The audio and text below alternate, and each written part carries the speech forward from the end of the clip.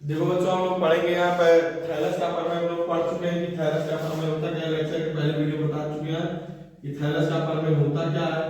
Thallus के प्रमेय में क्या था कि त्रिभुज के किसी एक भुजा के समांतर खींची गई रेखा जो दोनों भुजाएं होती हैं उनको जहां प्रतिच्छेद करती है, इन दोनों का अनुपात, इन दोनों भुजाओं का जो अनुपात है क्या होता है, बराबर होता है। जैसे ये लिखा A B C D E.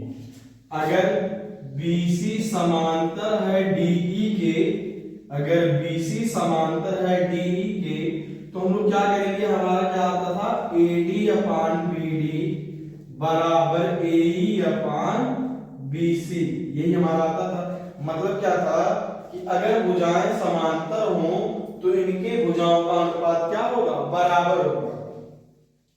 अब देखो थैलस का प्रमेय हमने पढ़ चुका है लेक्चर के पहले वीडियो में, अगर ना देखे होंगे तो देख लीजिएगा।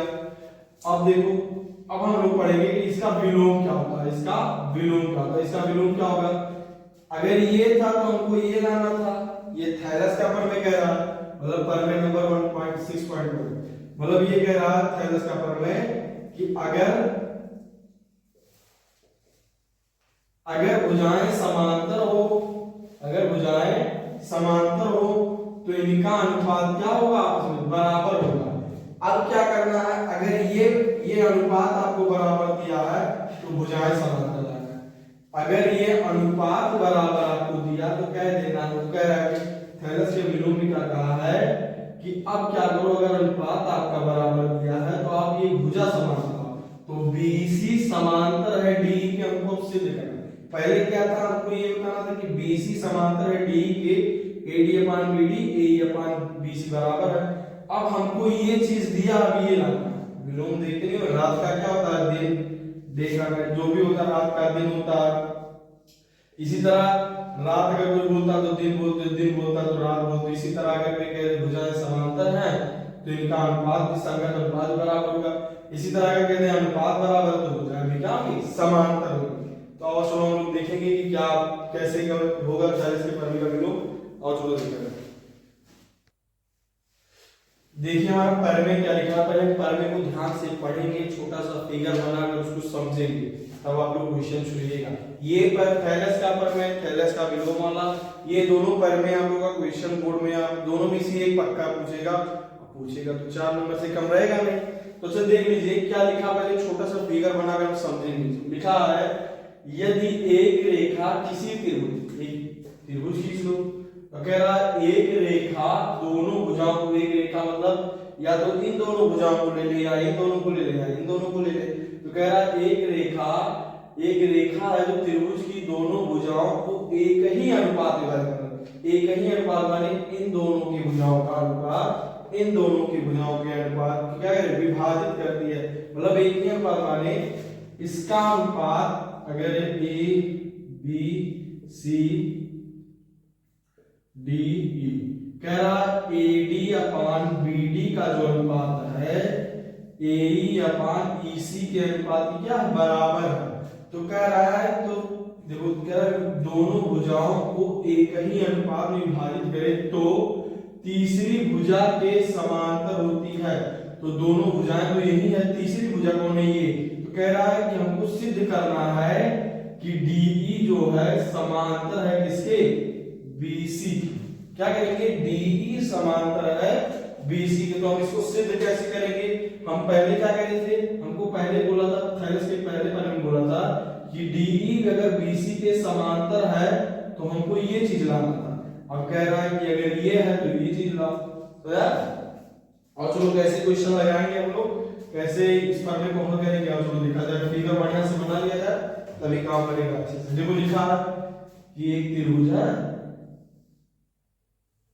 त्रिभुज हमने बना दिया। अब त्रिभुज की कह रही है, त्रिभुज का कह रहा है भुजा है जो दोनों भुजाओं को प्रतिच्छेद कर रहा है। अब प्रतिच्छेद करने के बाद इन दोनों का अनुपात, इन दोनों के अनुपात क्या बराबर है, दिया हुआ आपको।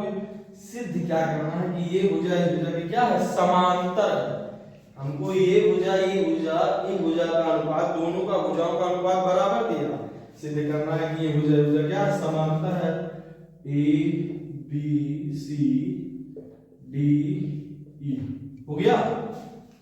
हमको जो पहले क्वेश्चन देखो करने का कुछ नियम कानून होता है कि पहले कथन होता आता है, फिर आपका आएगा दिया क्या है, दिया है, फिर सिद्ध करना है, फिर रचना की जरूरत हो तो लिखो, अगर ना जरूरत हो मत लिखो। तो रचना, उसके बाद में क्या लिखेंगे, उत्पत्ति।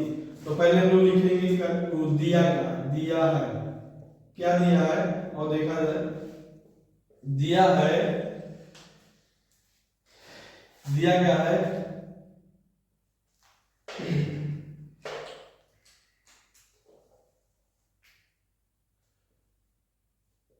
एक त्रिभुज ABC को, एक त्रिभुज ABC को ABC के दो रेखाओं को, ABC के दो रेखाओं को तीसरी रेखा, तीसरी रेखा, तीसरी रेखा DE काटती है, काटती है। तो दिया क्या आपको क्वेश्चन में, AD अनुपात CD बराबर है किसके, BE अनुपात CE के। हमको ये दिया कि इसका अनुपात इसके अनुपात क्या बराबर है। हम लोग यहाँ देखो सिद्ध क्या करना है, हमको सिद्ध करना है। क्वेश्चन में देखो लिखा है एक त्रिभुज की दो रेखाएं हैं, तीसरी रेखा DE काटती है, DE क्या कर रही है, काट रही है। अब देखो या काटती है, प्रतिच्छेद लिख दोगे तो कोई दिक्कत नहीं है, प्रतिच्छेद करती है, चलिए प्रतिच्छेद, प्रतिच्छेद करती है। तो हमको दिया है कि इसलिए DE जो है समांतर है किसके, AD अपान CD बराबर है BE अपान CE के। तो हमको सिद्ध क्या करना है बताओ, हमको सिद्ध करना है, सिद्ध करना है, क्या सिद्ध करना है, क्या सिद्ध करना होता है, जो AB है, AB है समांतर है DE के, AB जो है समांतर है किसके, DE के। तो ऐसे कुछ सिद्ध होगा नहीं, तो यहाँ कुछ रचना करेंगे। तो रचना क्या करेंगे बताओ, रचना हम लोग करेंगे कि यहाँ CB पर एक बिंदु E डैश ले लेंगे, कौन सा बिंदु, E डैश, या कुछ भी ले सकते हो, EF ले लो, कोई दिक्कत नहीं, EF ले लो, कोई दिक्कत नहीं, EF ले लो। तो कौन सा बिंदु ले रहे हैं, EF ले रहे हैं। तो ये बिंदु जो लिए हैं F, D को EF से क्या करती है, मिला दी है, D को F से मिला दी। तो लिखा जाए रेखाखंड,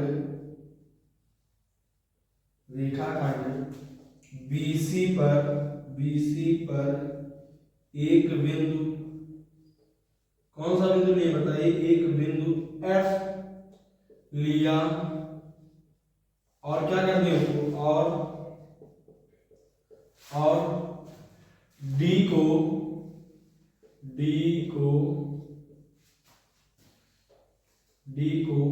F से मिला दिया, D को F से क्या कर दिया, मिला दिया। अब हम लोग उत्पत्ति पर आएंगे कि हमारा क्वेश्चन क्या करना है, उत्पत्ति इसका क्या होगा। उत्पत्ति में चलो देखा जाए, उत्पत्ति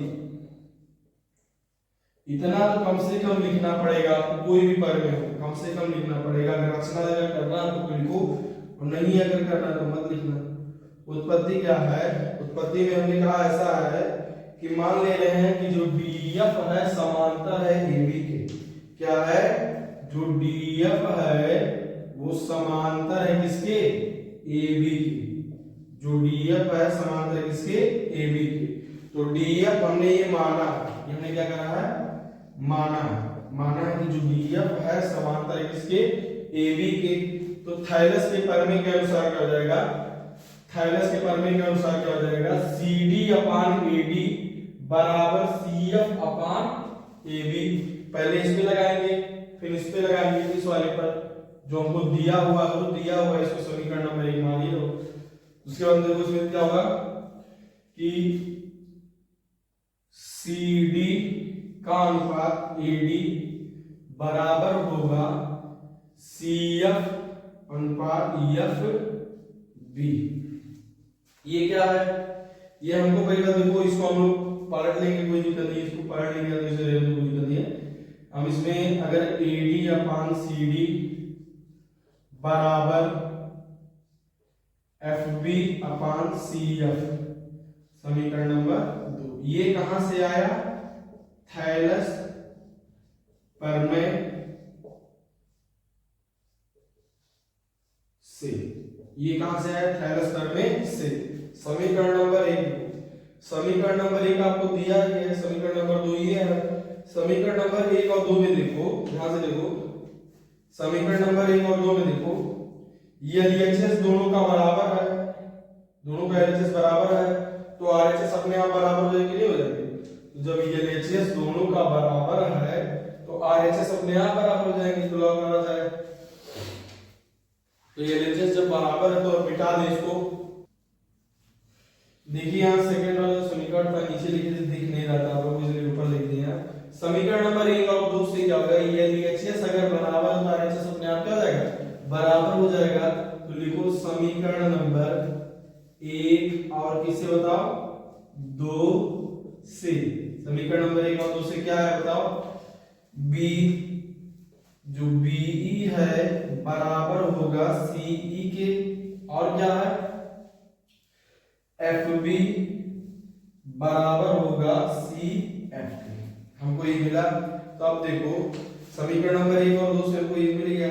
अब इन दोनों का काम खत्म है, इन दोनों का काम खत्म है, कोई जरूरत तो है नहीं, हमको इसके बराबर इसको सिद्ध करना। अगर ध्यान दो, अगर BE, ध्यान से देखना, अगर BE और BF दोनों अगर E और F को एक ही बिंदु अगर कहीं से आ जाए तो हमारा काम बन जाएगा। चलो BE है, FB है, दोनों चीज को है, कोई दिक्कत तो नहीं है। इनको लाना नहीं, क्या है, इन दोनों बातों का क्या करते थे, व्युत्क्रम। वजह क्या है, क्योंकि BE अगर FB बच जाता हमारा तो BE जो होगा बराबर हो जाएगा FB के, तुरंत हो जाएगा। तो चलो देखा जाए, तो CE अपान BE बराबर CF अपान FB, कहां से आया, व्युत्क्रम, व्युत्क्रम करने पर, व्युत्क्रम करने पर आ गया हमारा। अब लिखेंगे व्युत्क्रम करने पर हमारा ये आ गया। अब दोनों तरफ हम एक जोड़ेंगे, दोनों तरफ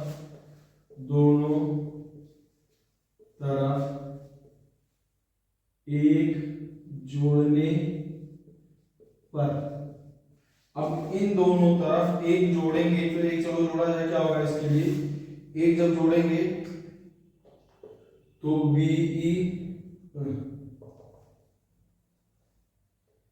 CE अपान BE प्लस 1 बराबर CF अपान FB प्लस 1। अब करो, हम नीचे पलटे क्यों, क्योंकि ये दोनों को बराबर लाना, तो ना तो किसी के साथ जोड़ा होगा ना जोड़ किसी के साथ होगा, इन दोनों बराबर आ जाएगा। अभी देखो कैसे आएगा, CE इसके बटे भी एक, इसके बटे भी एक, CE plus BE upon BE बराबर CF प्लस, इसको बोल दे रहे हैं BF। कोई दिक्कत, FB बोलो चाहे BF बोलो, बात लिखी है।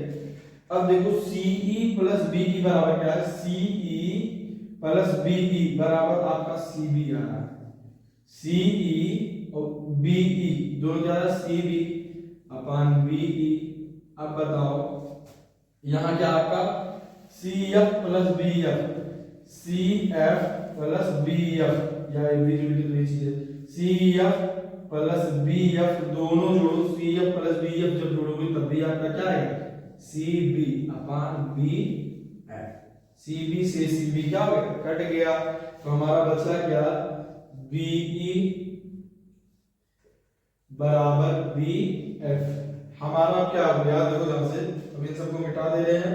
अब हमारा चीज हो गया, देखो यहाँ क्या हो गया कि BE और CF ये दो बिंदु ना होकर एक ही बिंदु है।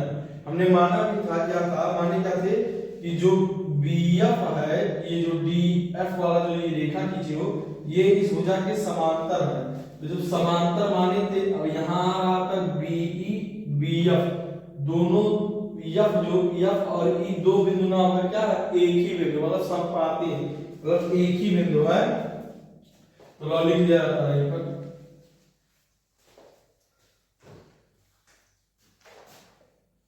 BE बराबर है BF के, BE बराबर है, BE जो है बराबर है BF के, अतः हम कह सकते हैं कि E और F दो बिंदु ना होकर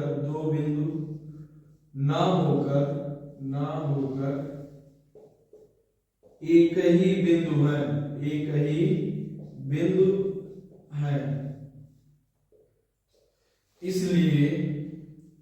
इसलिए क्या होगा, DE जो है समांतर है AB के।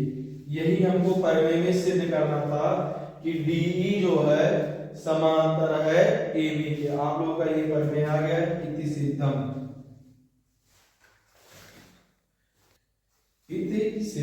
अब देखिए हमारा जो लाना था DE जो है समांतर AB के, हमको सिद्ध करना था, हो गया हमारा सिद्ध। अब आप लोगों को परमे का हम लोग पढ़े, परमे 6.1 थैलस का परमे, 6.2 पढ़ लिए थैलस के परमे का विलोम। अब हम लोग देखिए बोर्ड में 4 नंबर आप लोगों का फिक्स हो गया। अब अगले नेक्स्ट वीडियो में हम लोग देखा जाएगा क्या पढ़ना है।